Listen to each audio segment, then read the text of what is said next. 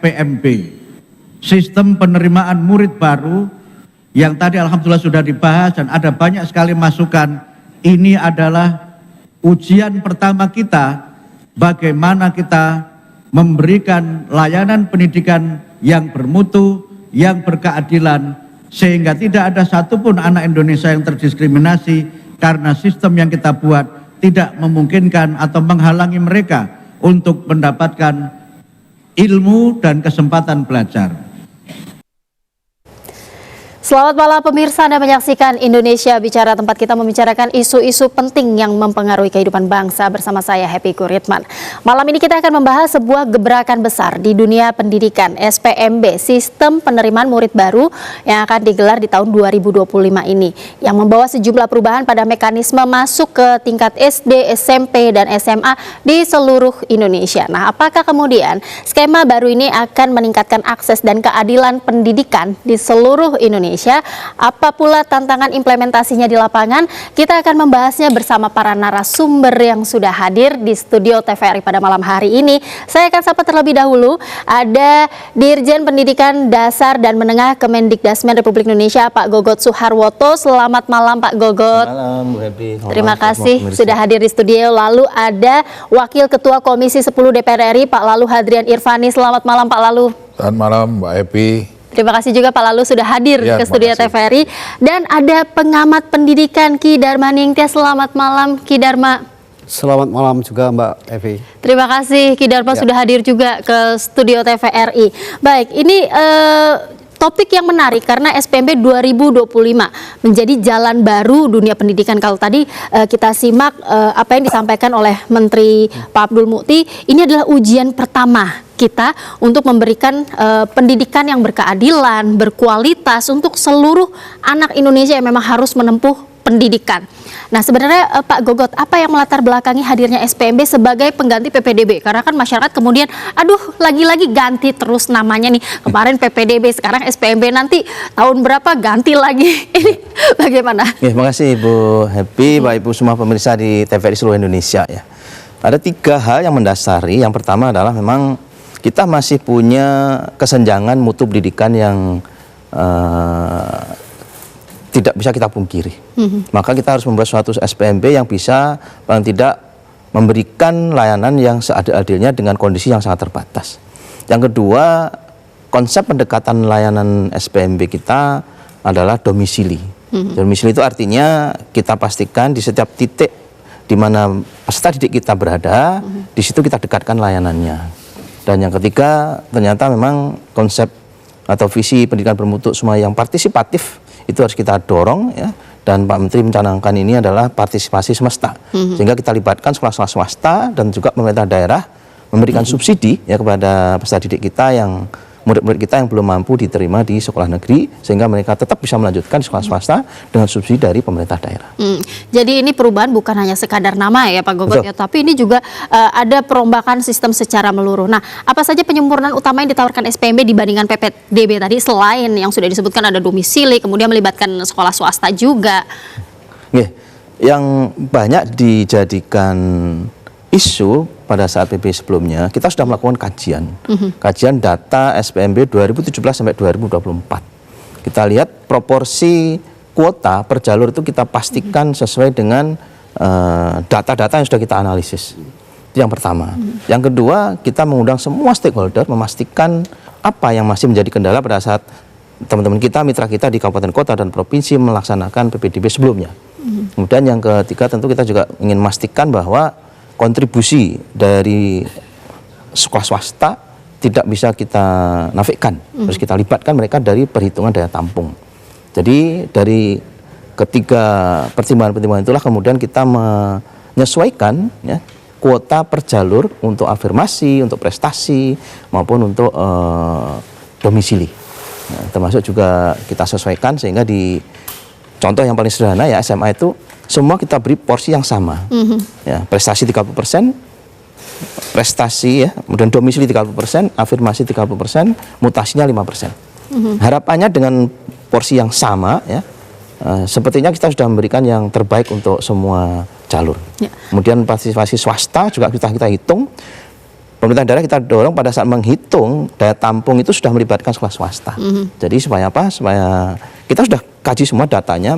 Kalau sekolah swasta ini kita libatkan semua, tidak ada anak lulusan SMP yang tidak tertampung di SMA. Baik, saya ingin ke Pak Lalu tentunya untuk bisa menyetujui perubahan sistem dari PPDB ke SPMB ini kan tadi Pak Gugut sudah melalui kajian dan pasti sudah dibahas oleh bersama dengan DPR. Nah, apa kemudian yang melatar belakangi atau mendorong DPR untuk akhirnya kemudian menyetujui perubahan sistem SPMB ini?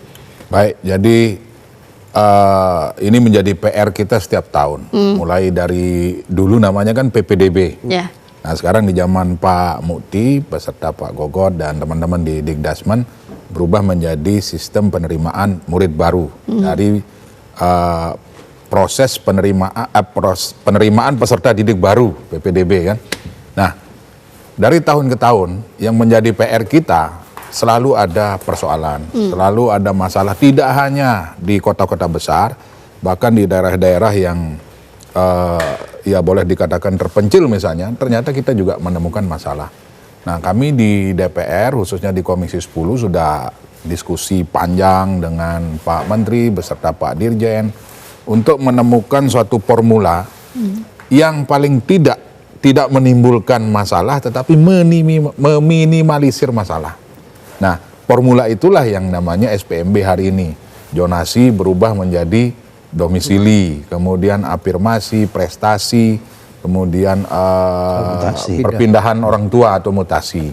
Nah, tadi Pak Dirjen menyampaikan bahwa persentasenya jelas. Kalau prestasi tentu dinaikkan persentasenya di SPMB ini dibanding PPDB sebelumnya. Kemudian lebih diperluas lagi prestasi. Kalau dulu kan hanya melihat nilai raport. Nah sekarang bisa prestasi di bidang organisasi, kemudian prestasi yang dia dapat baik untuk kejuaraan di nasional, bahkan internasional itu menjadi pertimbangan.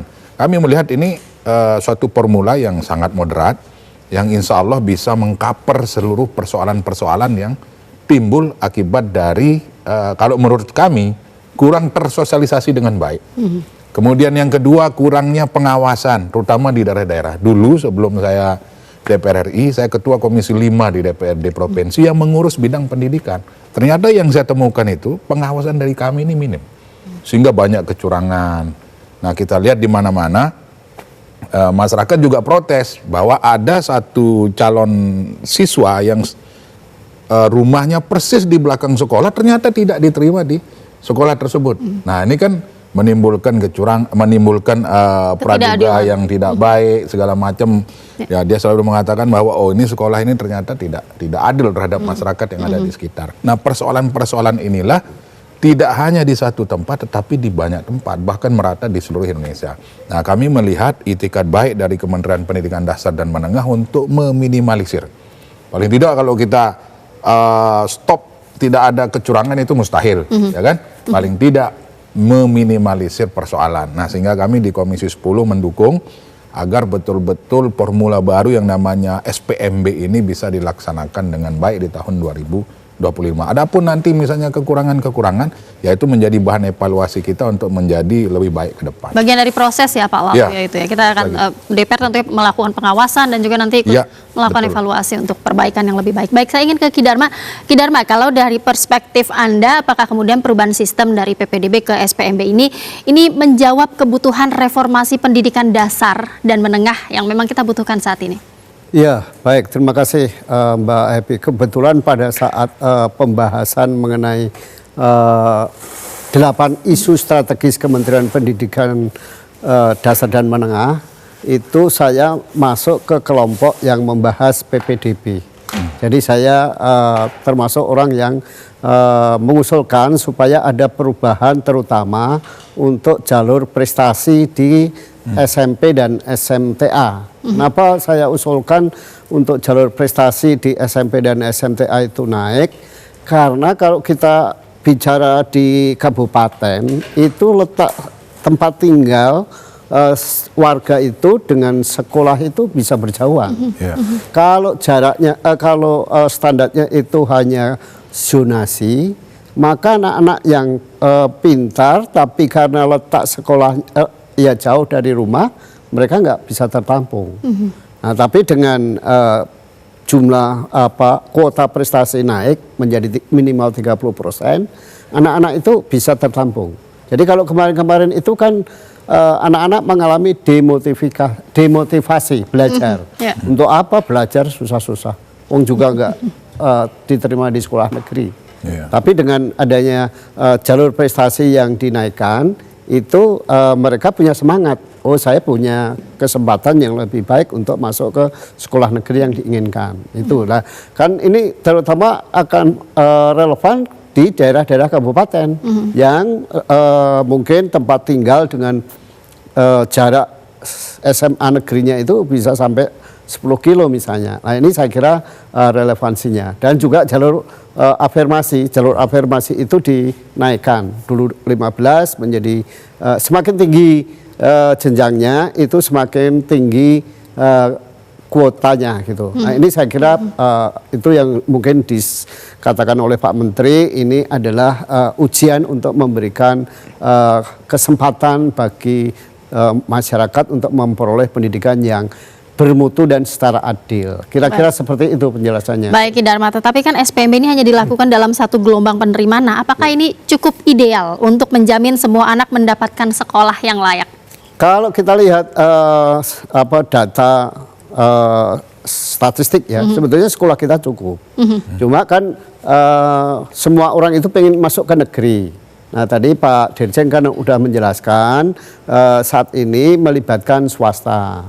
Dan memang saya kira kalau kita melihat swasta ini perlu dilibatkan. Supaya apa? Kebetulan saya sejak mahasiswa sudah mengelola sekolah swasta ya. Dulu murid saya banyak sampai 3 kelas, sekarang enggak. Mudah-mudahan dengan pola PSPB sekarang ini, SPMB sekarang ini nanti sekolah kami akan memperoleh murid lagi gitu. Jadi tidak semuanya bertumpu di sekolah negeri, tetapi yang di swasta itu disupport oleh pemerintah, misalnya mungkin nanti dengan penambahan dana BOS atau apa. Kira-kira ini dimaksud dengan konsep pemerataan akses tadi ya, Ki Dharma ya. Baik, pemirsa, kita akan kembali dengan diskusi lebih lanjut terkait dengan SPMB ini. Jangan kemana-mana, tetaplah bersama kami di Indonesia Bicara.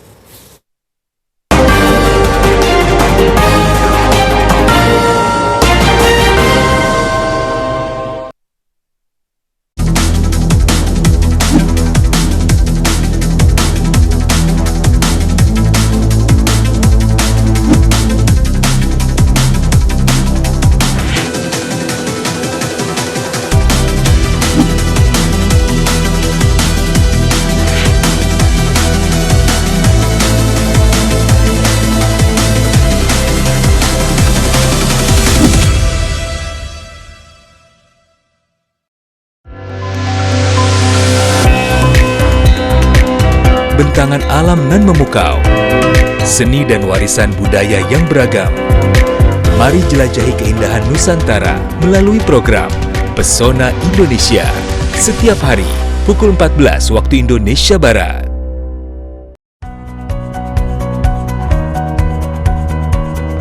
Saya katakan berkali-kali, bertahun-tahun, tanpa pangan tidak ada negara. Terkait dengan ketahanan pangan, Bulog telah melakukan penyerapan gabah maupun beras di wilayah Yogyakarta dengan kita membentuk suatu tim namanya tim jemput gabah hasil dari petani, langsung kita terjun ke sawah.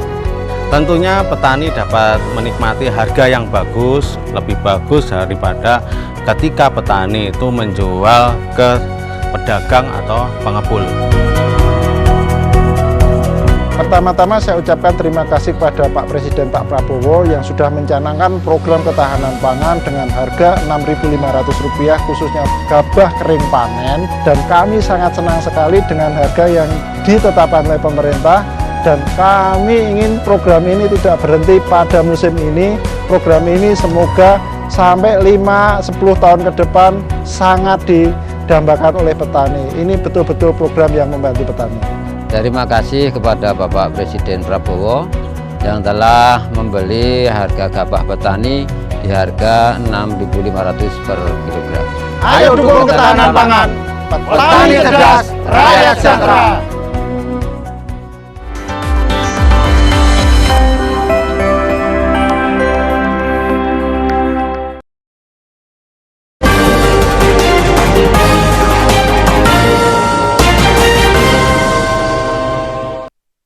Terima kasih Anda masih bersama kami di Indonesia Bicara SPMB 2025 Jalan Baru Dunia Pendidikan. Saya ingin beralih lagi ke Dirjen Pendidikan Dasar dan Menengah, Pak Gogot Suharwoto. Pak Gogot, bagaimana sih SPMB kemudian bisa menjawab persoalan ketimpangan akses sekolah yang ada di daerah urban dan rural? Kemudian juga kita ini kan luas sekali wilayah 3T-nya dan ada banyak sekolah di wilayah 3T. Bagaimana memastikan semuanya tuh siap dengan sistem ini? Ya, makasih Mbak Happy. Yang pertama di SPMB ini memang kita sudah kecualikan untuk daerah 3T, ya, sekolah berasrama ya, dan sekolah khusus. Jadi memang itu sepertinya sulit untuk kita atur di dalam satu aturan yang mencakup seluruh Indonesia. Jadi memang daerah 3T dan berasrama kita kecualikan. Yang kedua, apakah ini akan menjawab kesenjangan? SPMB tidak cukup ya untuk menjawab kesenjangan, tapi SPMB mampu memberikan kesempatan yang adil ya, objektif meskipun dengan keterbatasan kesenjangan. Memang ada intervensi lain yang sudah disiapkan pemerintah untuk tahun ini, yaitu pembangunan unit sekolah baru, ruang kelas baru, rehab, dan termasuk juga pemberian PIP, ya, pemberian BOS reguler maupun BOS kinerja untuk memastikan setiap daerah, meskipun dia di pedesaan, termasuk juga digitalisasi pembelajaran yang sudah dilaunching Pak Presiden, memastikan paling tidak meskipun mereka berada di daerah yang berbeda, mereka tetap mempunyai sumber pembelajaran yang sama, tidak tertinggal. Selain ada langkah konkret pemerintah untuk memastikan sistem ini adil, nah bagaimana juga memastikan supaya sistem ini tidak rawan manipulasi, kecurangan itu benar-benar bisa ditekan, bahkan dihilangkan? Ya, ada 3 yang sudah kita mitigasi. Yang pertama pada saat pengumuman ya, memastikan sekolah, satuan pendidikan ya, mengumumkannya di ruang publik. Jadi semua rakyat, masyarakat yang tinggal dekat sekolah mampu melihat pengumumannya apa ya, maksudnya kapan dibuka, syaratnya apa, itu harus terbuka. Yang kedua, begitu sudah diumumkan, kuota sudah dikunci melalui dapodik. Jadi dapodik sudah dikunci, artinya apa? Jumlah kelas yang diumumkan di satuan pendidikan itu tidak bisa nambah, tidak bisa berkurang. Nah, jadi kuotanya sudah dikunci. Nah, kemudian yang ketiga yang kita antisipasi sudah kita sampaikan ke semua stakeholder kita di kabupaten kota dan provinsi. Pada saat memberikan pengumuman, yang diumumkan tidak hanya yang diterima, tapi juga yang tidak diterima. Jadi tahu persis posisi setiap peserta yang mendaftar di SPMB itu, dia diterima atau tidak diterima di sekolah yang mereka mengumumkan. Baik, itu, jadi diumumkan semua yang lulus maupun yang tidak lulus begitu ya. Baik, saya ingin ke Pak Lalu, kalau DPR melihat potensi ketimpangan, itu seperti apa misalnya dalam pemenuhan daya tampung, sekolah negeri yang sering jadi rebutan, sekolah-sekolah unggulan ini di kota-kota besar, ini kan bisa justru malah potensi ketimpangan di sekolah negeri yang lain. Ya, kalau kami melihatnya sih tidak terlalu ini ya, tidak sejauh itulah. Justru dengan adanya SPMB dengan formula yang baru ini, kami tentu berharap dan tentu melihatnya bahwa ketimpangan ini akan semakin mengecil dibanding yang sudah-sudah. Nah, tergantung lagi sekarang bagaimana teman-teman di daerah, bagaimana Pemda betul-betul ikut mensukseskan ini. Nah, tentu caranya adalah sosialisasi. Nah, kami juga meminta Kementerian Pendidikan Dasar dan Menengah segera mensosialisasikan SPMB ini, kemudian nanti di pemerintah daerah, dalam hal ini Kepala Dinas Pendidikan di tingkat provinsi maupun di tingkat kabupaten kota, segera juga melakukan sosialisasi, terutama kepada masyarakat kita. Karena jujur saja sampai hari ini, masyarakat ini belum mengetahui perbedaan antara zonasi dan domisili. Mereka masih menganggap sama nih, Pak Kidarma. Jadi sama-sama menggunakan KTP, sama-sama menggunakan identitas, KK dan sebagainya. Nah, pertanyaan yang sering timbul di masyarakat, bagaimana ketika anak ini orang tuanya bercerai misalnya? Menggunakan KTP yang mana? Menggunakan domisili yang mana? Kemudian ketika itu merupakan kasus khusus lah, katakanlah bercerai, kemudian bencana alam dan sebagainya, tentu kan yang dibutuhkan domisili. Jangan lagi terjadi nanti permainan kartu domisili. Nah, ini harus kita antisipasi.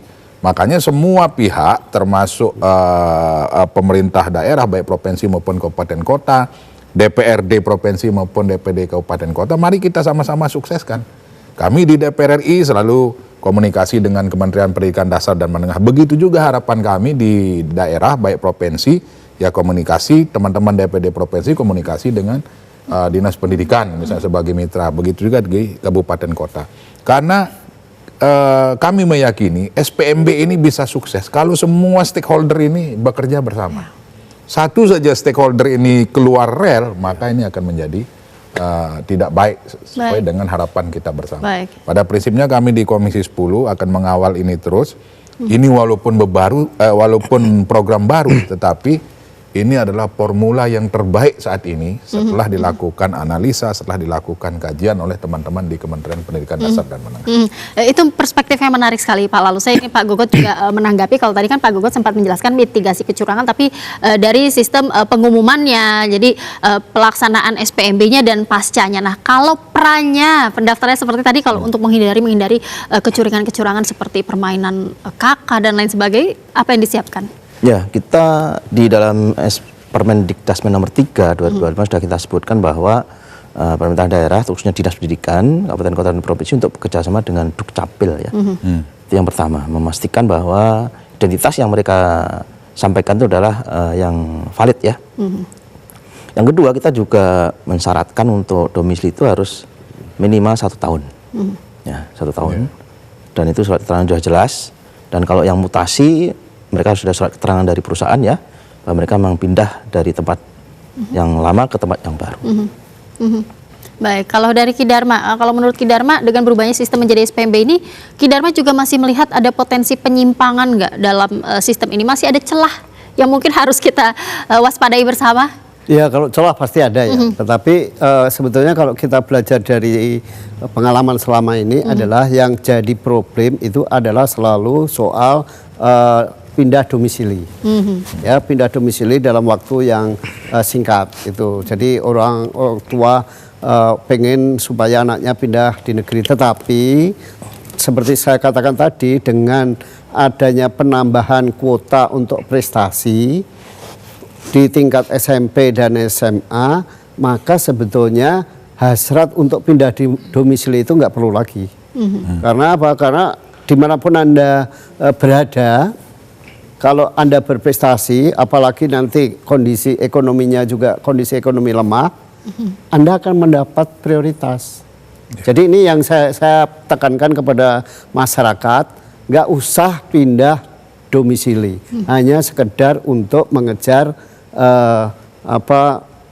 sekolah negeri.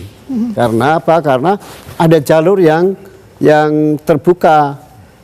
Afirmasi, dari afirmasi itu baik kondisi ekonomi, sosial ekonomi maupun fisik. Yang kedua prestasi, dua-duanya ditambah persentasenya gitu. Kalau kemarin kan mungkin terbatas, bahkan sisa-sisa ya kemarin ya. Prestasi itu kemarin sisa-sisa saja. Kalau sekarang enggak, sekarang sudah dikatakan di Permen itu SMP itu minimal 20%, SMA minimal 30%. Jadi Anda tinggal di mana saja, kalau Anda berprestasi dan apalagi ekonominya lemah, Anda punya peluang untuk masuk ke sekolah negeri yang Anda inginkan. Itu makanya mudah-mudahan ini bagian dari sosialisasi juga Pak, lalu supaya masyarakat pemirsa tahu. Itu. Kalau untuk SD sebetulnya yang masuk SD negeri itu kan sebetulnya malah yang lapis bawah, pedesaan, dan kalau perkotaan itu lapis bawah. Kalau lapis atas anaknya Pak Gogot, anaknya Pak Lalu pasti di SD swasta gitu. Sehingga sebetulnya untuk SD itu tidak perlu kita khawatirkan karena daya tampung di SD negeri itu penuh, cukup ya. Sementara SMP dan SMA tadi itu mereka kuota untuk prestasi dan afirmasinya itu ditambah. Jadi kekisruan pindah domisili mudah-mudahan enggak terjadi. Nah mungkin yang sekarang juga harus diantisipasi Pak Gogot adalah soal jalur mutasi atau perpindahan. Itu harus clear. Misalnya Pak Gogot pernah menyampaikan ada pertanyaan, pindahnya itu bukan karena pindah kerja, tapi karena di PHK lalu pulang kampung, jadi pindah. Nah ini bagaimana? Ini juga harus antisipasi oleh Pak Gogot gitu, supaya nanti tidak menimbulkan persoalan. Harus lebih tegas begitu ya aturannya, Pak Gogot. Nah, Pak Gogot, banyak sekali masukannya, juga intinya sebenarnya adalah sosialisasi. Nah, sejauh ini bagaimana Kemendikdasmen ini sudah melakukan sosialisasi, karena kan pekan ini, pekan depan itu ada yang sudah mulai melakukan SPMB. Ya, makasih Bu Happy. Ini kita sudah, semua channel sudah kita lakukan. Yang pertama, kita punya UPT ya di 34 provinsi. UPT itu unit pelaksana teknis yang subordinat kita langsung dari koordinasi dengan kita, sudah mengundang semua kepala dinas, ya, stakeholder, organisasi profesi, pengelola sekolah swasta, semua kita undang untuk disosialisasikan di setiap provinsi. Yang pertama. Yang kedua, kemarin juga kita sudah konsolidasi nasional ya, yang mengundang semua stakeholder, masuk Komisi 10, masuk penyelenggara pendidikan, termasuk perguruan tinggi ya, dinas pendidikan seluruh Indonesia kita undang di Parung ya, konsolidasi nasional untuk program-program prioritas. Tidak hanya itu, kita juga sudah menyiapkan beberapa dokumen ya. Salah satunya kita punya namanya buku saku. Buku saku tentang ada buku sakunya pemirsa. Sistem SPMB.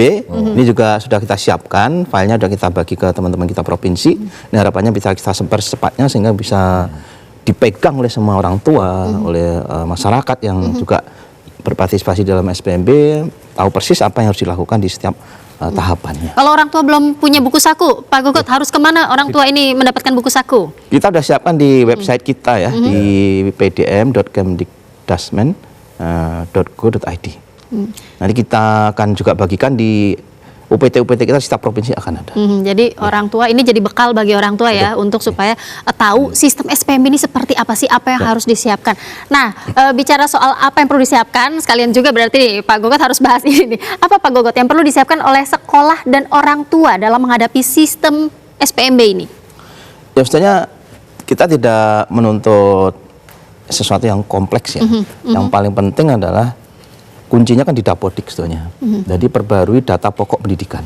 Karena di Dapodik itulah nanti menjadi kunci untuk perhitungan daya tampung dan perhitungan kebutuhan ruang yang akan disiapkan oleh dinas ya. Jadi sekolah dengan dinas koordinasi memastikan jumlah siswa yang akan ditampung di jenjang lebih tinggi dari SD ke SMP, SMP ke SMA, kemudian berapa kelas yang sudah tersedia, karena harus dihitung benar. Ini kalau meleset atau berkurang bisa ribut. Nah, kelebihan dikira dia main gitu. Jadi memang harus presisi angkanya itu. Nah, kemudian yang kedua, pastikan orang tua lihat pengumuman di satuan pendidikan yang akan dituju. Ya, karena pasti di sana. Banyak sudah sekarang kabupaten kota dan provinsi sudah menyiapkan SPMB secara daring ya, secara online. Nah, mereka sudah punya portal, banyak kota yang sudah menyiapkan dengan terintegrasi dengan Dapodik. Jadi selama Dapodiknya benar, tadi yang Pak Darmanintas sampaikan, tidak usah pindah domisili lah, tidak usah ganti kakak lah, karena semua sudah terintegrasi di dalam Dapodik. Itu untuk seluruh sekolah atau baru sebagian besar saja? Seluruh sekolah. Seluruh sekolah sudah semua terintegrasi? Sudah terintegrasi. Ya. Baik, luar biasa. Nah, sekarang kemudian bagaimana menjamin transparansi dan akurasi data calon peserta didik, Pak Gogot? Nih, kita yang tadi sudah sampaikan di awal ya, dengan Dapodik itu kita bisa memastikan domisili anak itu di mana, kemudian sekolah yang terdekat di mana. Nah, memang ke depan kita inginnya itu ya, zaman saya dulu di Perancis itu semua anak yang ada di sekitar sekolah itu dapat undangan bahwa sekolah ini menerima berapa orang, Anda layak atau tidak, by sistem ya. Tapi karena kita masih belum punya kapasitas yang seperti itu, ya paling tidak sekolah sudah bisa mengumumkan bahwa tahun depan kita untuk kelas 10, kelas 9 ya, kelas 10 untuk SMA atau kelas 7 untuk SMP, kita punya suatu rombel ya, ada 32 siswa, silahkan daftar di sini. Nah, itu data itu harus kita publish, sekolah juga harus transparan, memastikan kuota yang dibuka dengan kuota yang diterima harus sama. Dan karena sudah kita kunci juga di Dapodiknya, sehingga mereka kalau mau nambah pun juga akan bisa. Baik, baik Pak Gogot. Saya ingin ke Pak Lalu. Pak Lalu, bagaimana kemudian Komisi 10 DPR ini menilai kesiapan sekolah swasta dalam menerima limpahan siswa dari sekolah negeri, terutama jika mereka dibiayai oleh Pemda? Karena kan ada, itu benar ya Pak Gogot ya, betul, bahwa mereka yang kemudian tidak diterima di sekolah negeri akan bisa bersekolah di sekolah swasta dan dibiayai oleh Pemda. Nah itu, ya, Anda melihatnya seperti apa? Jadi ini memang inovasi baru ya. Cuman persoalannya adalah tidak semua Pemda yang memiliki kemampuan untuk membiayai itu. Nah, sehingga tentu kami tugasnya tidak hanya mengawasi saja. Hari ini tentu kami memetakan juga kira-kira Pemda mana saja yang ada di seluruh Indonesia ini yang mampu berkolaborasi di dalam membiayai sekolah-sekolah swasta atau memberikan semacam subsidi kepada sekolah swasta untuk proses SPMB ini. Contoh DKI misalnya, DKI itu sudah sukses dengan melibatkan sekolah-sekolah swasta kan gitu Pak Dirjen. Nah ini menjadi pilot project bagi daerah-daerah lain, artinya daerah-daerah lain bisa bertanya ke DKI bagaimana cara mensiasati agar sekolah swasta ini juga bisa disubsidi dan bisa diikut sertakan ke dalam proses SPMB. Nah, tentu itu menjadi concern kami juga di Komisi 10, tetapi sekali lagi bahwa tidak semua Pemda mampu untuk melaksanakan itu. Tapi ada, kira-kira berapa datanya? Pemda yang menyatakan sampai siap? hari ini memang kita belum memiliki data resmi ya, tetapi kalau kita melihat dari APBD, dari PAD, Pemda tersebut ya 50% dari seluruh Pemda yang ada di Indonesia saya rasa akan mampu untuk melakukan itu ya, dengan catatan harus ada betul-betul niatan yang sama untuk mensukseskan SPMB. Jangan sampai SPMB ini yang tadinya PPDB dianggap dalam tanda kutip itu bermasalah, jangan sampai SPMB ini juga termasuk yang bermasalah. Tetapi saya meyakini bersama teman-teman di Komisi 10 dengan formula yang baru ini yang disampaikan oleh Pak Dirjen, oleh Pak Dharma tadi, insya Allah akan lebih baik dibanding formula yang sebelumnya. Ini inovasi yang kemudian harusnya bisa menjadi solusi begitu ya harapannya ya. Baik, saya ingin ke Ki Dharma. Ki Dharma, kalau menurut Ki Dharma mengenai keterlibatan sekolah swasta di dalam SPMB ini seperti apa? Apakah ini solusi jangka panjang, solusi jangka pendek, atau seperti apa? Karena tadi 50% lah kira-kira yang Pemdanya menyatakan mungkin sanggup ya secara anggaran. Sebetulnya swasta itu kan sejak dulu ya menerima limpahan dari negeri saja.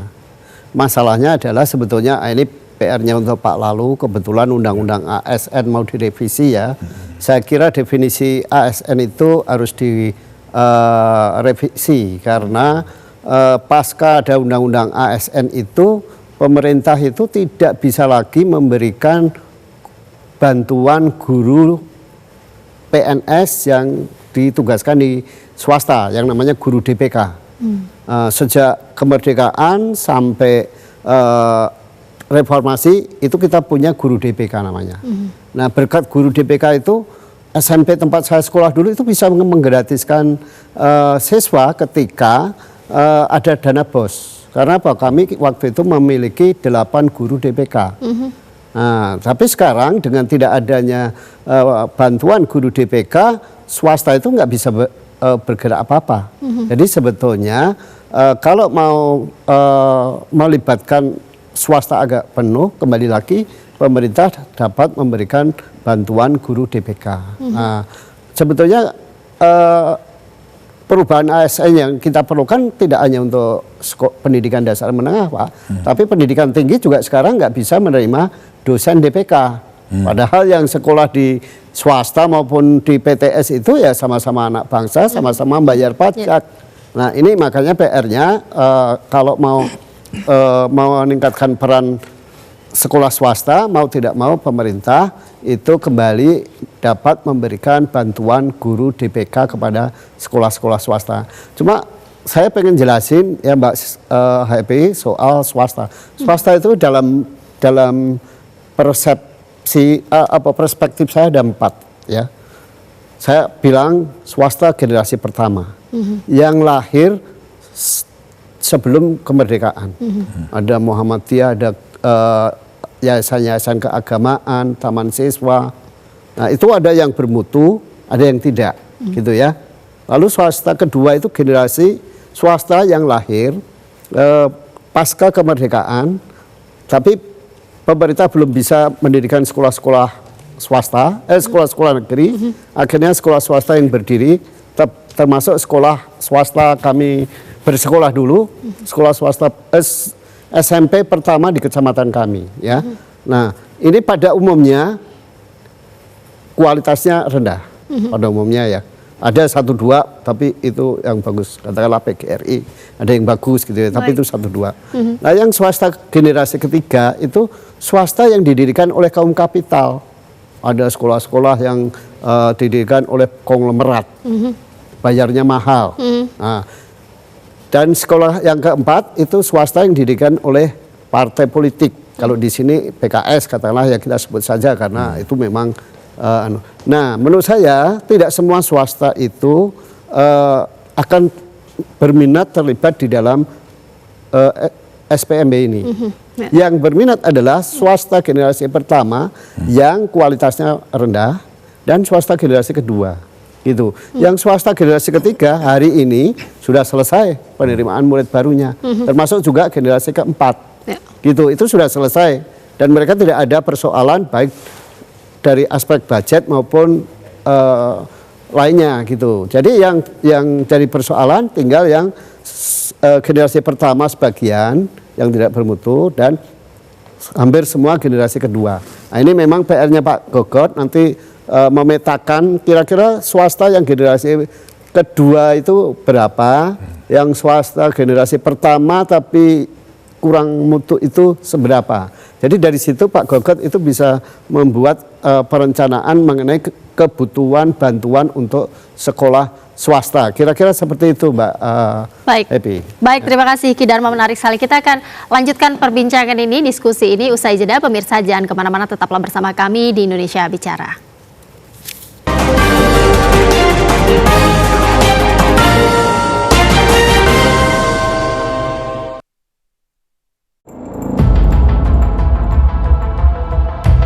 Setiap 60 detik, ada perempuan dan anak yang mengalami kekerasan. Jika dibiarkan, akan merusak masa depan mereka.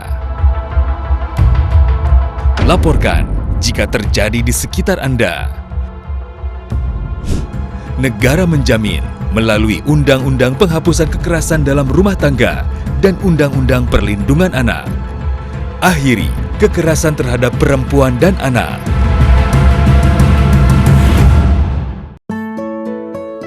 Kisah keseharian Dr. Dedi dan keluarga akan kembali hadir menemani. Duit kayak banyak, pasti kita jalan-jalan terus kan ya? Sebuah perjalanan yang lebih dalam dan penuh makna tentang pandangan akan problem sosial di sekitar kita. Apaan sih, lepasin? Saksikan Jendela Rumah Kita Reborn Season 2 setiap Kamis pukul 20 waktu Indonesia Barat.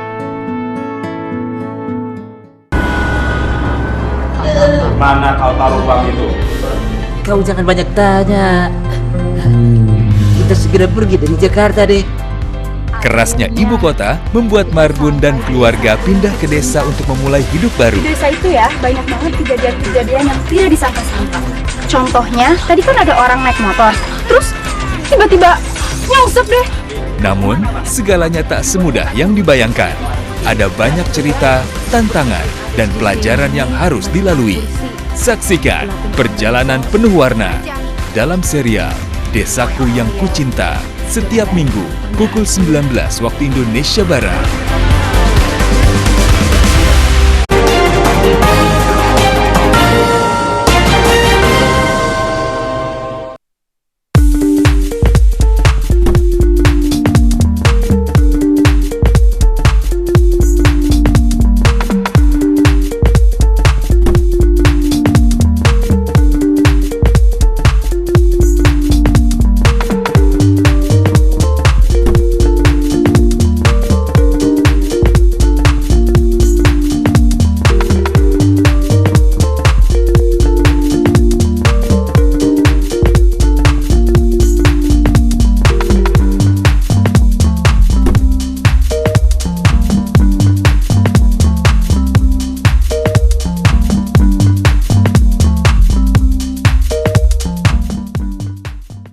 Terima kasih Anda masih bersama kami di Indonesia Bicara SPMB 2025 Jalan Baru Dunia Pendidikan. Saya ingin ke Pak Gogot. Pak Gogot, apa sih, apakah ada indikator keberhasilan yang ditargetkan di dalam SPMB 2025 ini? Ya, ada yang pertama memastikan bahwa semua murid yang mendaftar di sistem penerimaan murid baru bisa tertampung di satuan pendidikan yang diharapkan. Jadi kalaupun tidak, tadi yang sudah kita bahas bersama, pemerintah daerah diharapkan mampu memberikan subsidi. Jadi tidak wajib karena memang kita tidak bisa mewajibkan, tergantung kapasitas fiskal daerah masing-masing. Tapi paling tidak, indikator pertama memastikan keterlibatan peran swasta akan menambah potensi peserta didik kita untuk diterima di sekolah. tadi yang Pak Darmantias juga mengingatkan, jadi kami juga sudah menerima beberapa aspirasi termasuk dari Kementerian Sosial yang Pak Menteri menerima Pak Menteri Sosial adalah anak rentan putus sekolah, ARPS. Anak rentan putus sekolah itu sebagian besar ya 90% adalah karena faktor ekonomi. Nah, maka dari itu kita diskusikan lama ya, termasuk juga dengan para pakar dan para wakil dari kabupaten kota dan provinsi memastikan bagaimana mengantisipasi angka putus sekolah ini. Sehingga porsi 30% untuk afirmasi kita tingkatkan menjadi 30%. Prestasi menjadi 30% dan domisili pun 30%. Bahasa sederhananya, kalau ada siswa dari keluarga kurang mampu, kalau dia tinggal dekat dengan sekolah, dia bisa memanfaatkan yang 30% domisili. Kalau dia tidak mampu tapi berprestasi, dia bisa memanfaatkan 30% kuota prestasi. Kalau dia tidak berprestasi, tidak berdomisili dekat sekolah, katakanlah jauh pun dia masih punya 30%. Jadi harapannya indikator kita memastikan bahwa anak yang rentan tidak melanjutkan, semua bisa melanjutkan dengan SPMB ini. Untuk membuktikan bahwa anak itu tidak mampu atau ekonominya lemah, itu apa yang harus disiapkan orang tua? Sebenarnya tidak perlu ribet ya, karena sudah ada kartu Indonesia Pintar ya, atau PIP ya. Program Indonesia Pintar itu anak-anak yang sudah terdata, mereka pasti punya bukti ya bahwa mereka adalah peserta dari keluarga yang tidak mampu yang berhak menerima PIP. Baik, Pak, lalu apa langkah legislatif selanjutnya untuk memperkuat kebijakan afirmatif bagi anak-anak dari keluarga yang kurang mampu? Ya, tentu semua program-program yang hari ini dilaksanakan oleh Kementerian Pendidikan Dasar Menengah, terutama untuk para siswa-siswi kita yang tergolong ke dalam keluarga tidak mampu, apakah itu miskin ekstrim dan sebagainya. Tetapi kami melihat program-program itu sudah tercover misalnya melalui beasiswa program Indonesia Pintar. Di situ jelas bahwa calon penerimanya adalah yang termasuk keluarga miskin maupun miskin ekstrim. Nah, ini bentuk perhatian pemerintah yang diterjemahkan oleh programnya Pak Prabowo yang tadinya di pemerintahan sebelumnya dilanjutkan kembali oleh Pak Prabowo, diterjemahkan oleh Menteri Pendidikan Dasar dan Menengah beserta seluruh jajaran untuk melanjutkan kembali. Negara ingin menjamin bahwa tidak boleh ada satupun anak di Republik ini tidak sekolah. Artinya mereka harus sekolah dan tidak boleh putus sekolah. Caranya seperti apa ya? Salah satunya dengan mempersiapkan beasiswa program Indonesia Pintar itu. Nah, kami di Komisi 10 betul-betul mengawal kebijakan ini dan terus mensupport agar teman-teman di Dikdasmen betul-betul melaksanakan ini demi pemerataan pendidikan, demi anak-anak kita di seluruh Indonesia ini betul-betul mendapat pendidikan yang sama dimanapun mereka berada dan dalam kondisi ekonomi apapun. Baik, luar biasa. Apa kemudian bentuk pengawasan dari DPR untuk mengawasi pelaksanaan SPMB 2025 ini benar-benar berjalan dengan baik sesuai yang diharapkan? Ya, kami di DPR ini kan terdiri dari utusan seluruh provinsi yang ada. Ya, tentu di dalam reses, di dalam turun ke dapil, selalu kami sempatkan ke sekolah-sekolah untuk melihat kesiapan sekolah-sekolah ini dalam rangka mempersiapkan proses SPMB ini. Ya, sinkronisasi, kemudian koordinasi dengan Kementerian Pendidikan Dasar dan Menengah ini yang selalu kami lakukan untuk betul-betul memastikan bahwa formula baru yang namanya SPMB ini jauh lebih bagus, lebih transparan, kemudian tidak menimbulkan masalah. Ya, mungkin masalah ya selalu pasti ada, tetapi tidak seribet dari program-program yang pernah ada. Ya, tentu itu harapan kami dan kami di Komisi 10 backup penuh teman-teman di Kementerian Pendidikan Dasar dan Menengah. Baik, Ki Dharma, kalau Anda menilai efektivitas sistem pengawasan saat ini, apakah perlu juga kemudian pelibatan masyarakat di dalam mengawal proses SPMB nanti? Saya kira pelibatan masyarakat secara otomatis ya. Artinya kebetulan saya kan juga aktivis ya. Jadi teman-teman aktivis itu pasti akan melakukan pemantauan secara pro bono ya, melakukan secara sukarela gitu ya. Mereka akan melakukan pemantauan, bahkan kadang-kadang juga membuka pengaduan untuk kasus-kasus terkait dengan penerimaan murid baru itu ya. Itu satu. Yang kedua, pemerintah sendiri kan punya juga ombudsman gitu ya. Mereka juga selalu melakukan pemantauan. Apa sih pelanggaran-pelanggaran yang dilakukan selama penerimaan murid baru itu akan melakukan itu. Jadi saya kira kalau soal pemantauan ya, tetapi yang pengen saya jelaskan ke masyarakat adalah bahwa sebetulnya sekarang tidak hanya terfokus pada sistem penerimaan murid baru yang dikelola oleh Kementerian Pendidikan Dasar dan Menengah saja.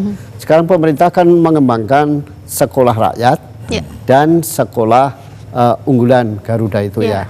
Nah, jadi kalau mereka yang merasa pintar masuk ke sekolah unggulan itu, kalau yang merasa tidak mampu bisa masuk ke sekolah rakyat. Jadi saya kira exitnya itu sudah beragam sekarang. Jadi jangan hanya terfokus pada SPMB saja, tetapi melihat yang lebih luas, termasuk sekolah rakyat, sekolah unggulan dan sebagainya. Ini saya kira yang harus kita edukasi kepada masyarakat, gitu ya. Jadi supaya masyarakat tidak hanya terfokus pada SPMB ini, tapi coba lihat sistem pendidikan kita secara holistik begitu ya, bahwa banyak sekali solusi-solusi yang sedang diupayakan oleh pemerintah kita. Betul, itu saya kira ya. Baik, saya ingin ini pertanyaan terakhir, jadi bisa dijawab singkat saja. Saya mulai dari Pak Lalu. Pak Lalu, apa harapan Anda terhadap SPMB ini dalam jangka panjang, terutama terkait kualitas dan juga pemerataan pendidikan di Indonesia? Ya, tentu ini menjadi formula yang baik dan kami berharap ini menjadi yang terbaik dalam rangka mengantisipasi ketimpangan-ketimpangan yang terjadi, mengantisipasi ketidakmerataan pendidikan hari ini yang menjadi PR kita bersama. PR dari pemerintah, PR dari DPR, dan seluruh pemangku, seluruh stakeholder pendidikan. Dan kami berharap program ini bisa berjalan terus, dan di DPR kami akan support betul agar program ini bisa berjalan sesuai dengan program yang sudah dilaksanakan. DPR akan support dan juga mengawasi ya. Yes. Baik, saya ingin ke Ki Dharma dulu sebelum saya ke Pak Gogot. Ki Dharma, jika Anda diminta memberikan satu rekomendasi utama untuk memastikan SPMB 2025 berjalan adil dan berkualitas, apa yang paling mendesak untuk dilakukan? Sebetulnya yang perlu dilakukan adalah mengedukasi publik supaya tahu bahwa mereka yang selama ini mengalami demotivasi karena letak sekolahnya jauh, sekarang dengan adanya kuota yang meningkat untuk prestasi, itu mereka akan bersemangat. Itu satu. Kedua, sebetulnya ini yang terakhir, ini mungkin tahun ini adalah masih menggunakan rapot ya. Tapi tahun depan, nanti November kan pemerintah akan melaksanakan tes kemampuan akademik ya. Nah, itu nanti untuk bisa menggantikan jalur rapot. Jadi sekarang mungkin SPMB sekarang masih bisa, yang jalur prestasi masih bisa memakai jalur rapot, tapi tahun depan mungkin sebaiknya memakai jalur hasil tes TKA. Kenapa? Karena kalau jalur rapot unsur subjektivitas dari masing-masing sekolah sangat tinggi. Ya. Tetapi kalau hasil TKA itu jauh lebih objektif. Jadi itu sebabnya kenapa pemerintah tiba-tiba menyelenggarakan TKA lagi gitu ya, atau ujian lagi. Ya karena ketika mengandalkan nilai rapot, aspek subjektivitasnya sangat tinggi. Kira-kira itu. Terima kasih Ki Dharma. Ke Pak Gogot, apa harapan terbesar Pak Gogot dari implementasi SPMB ini ke depan? Ya, SPMB merupakan titik awal dalam suatu sistem pendidikan yang sudah kita rancang, yaitu berbasis data ya, dan akurasi informasi. Jadi SPMB itu berdasarkan Dapodik, ada entry point untuk masuk ke sistem pendidikan. Pada saat anak sudah masuk, contoh dari SD, dia langsung menerima namanya NISN, nomor induk siswa nasional. Pada saat dia dari kelas 1, kelas 2, kelas 3, kelas 5, sampai kelas 6, proses ini, jadi ada input, ada proses, akan direkam di dalam e-raport. Kemudian pada saat dia lulus SD, rapotnya dan TKA-nya nanti akan menentukan dia untuk melanjutkan ke jenjang berikutnya. Prosesnya, outputnya adalah ijazah. Nah, kita sudah merancang juga namanya nomor ijazah nasional berbasis digital. Jadi ke depan, mulai SMA tahun ini, dia tidak akan menerima ijazah fisik dari sekolah, tapi cukup dengan digital. Nah, semuanya sudah terdigitalisasi sehingga sistem kita bangun berbasis elektronik yang sudah terintegrasi sehingga sampai dia lulus SMA masuk ke SNPP yang perguruan tinggi yang tanpa tes yang undangan itu pun juga nanti akan diintegrasikan di dalam e-raport kita dan Dapodik kita. Baik, satu bonus pertanyaan untuk Pak Gogot. Pesan Anda untuk orang tua dan siswa agar tidak cemas menghadapi SPMB 2025. Karena mungkin masih banyak nih siswa dan orang tua yang cemas sekali dengan sistem baru ini. Mereka apa pesan Anda untuk mereka, orang tua dan juga siswa? Ya, yang paling penting Bapak Ibu memastikan dari 4 jalur ini yang paling sesuai untuk putra-putri Bapak Ibu yang mana. Jika domisili, lengkapi perlengkapan domisili. Jika prestasi, lengkapi dokumen-dokumen yang diperlukan untuk mendaftar di jalur prestasi. Jika memang itu afirmasi, silahkan dilengkapi dokumen-dokumen yang dipersyaratkan di dalam jalur afirmasi. Demikian juga dengan mutasi atau berpindah. Jadi lengkapi dokumen yang sudah diumumkan dan dokumen tidak ada yang sulit, ya. Apalagi sudah dibuka kesempatan untuk prestasi non akademik. Seluas-luasnya, termasuk juga menjadi ketua OSIS adalah suatu privilege yang juga mendapatkan skor yang tinggi. Dan satu lagi mungkin terkait dengan buku saku ya Pak Gogot, ya orang tua juga harus mulai membaca buku saku SPMB orang tua dan siswa. Jadi membekali diri, mengedukasi diri sendiri juga terkait apa sih SPMB ini, sistem baru ini ya. Baik, terima kasih. Tadi kemana Pak Gogot bisa mendapatkan buku saku ini? Ini bisa di website kita ya, pdm.kemdikdasmen.go.id. Baik, silakan pemirsa para orang tua, silakan ke website resmi dari kemendikdasmen.go.id dan silakan dipelajari tentang SPMB 2025 ini. Baik, terima kasih saya ingin ucapkan untuk para narasumber saya. Ada Pak Gogot Soeharwoto, Dirjen Pendidikan Dasar dan Menengah Kemendikdasmen Republik Indonesia, lalu ada Pak Lalu Adrian Irfani, Wakil Ketua Komisi 10 DPR RI, lalu ada Pak Ki Darmaningtyas, pengamat pendidikan. Terima kasih Bapak-Bapak sudah hadir di studio TVRI hari ini dan juga berbagi pandangan, memberikan pencerahan untuk para orang tua dan juga siswa terkait dengan SPMB 2025. Kita harap berjalan dengan baik dan lancar ya nanti. Baik, amin. Terima kasih pemirsa, demikianlah Indonesia Bicara mewakili seluruh kerabat kerja yang bertugas. Saya Happy Guritman mengucapkan terima kasih atas kebersamaan Anda. Selamat malam dan sampai jumpa.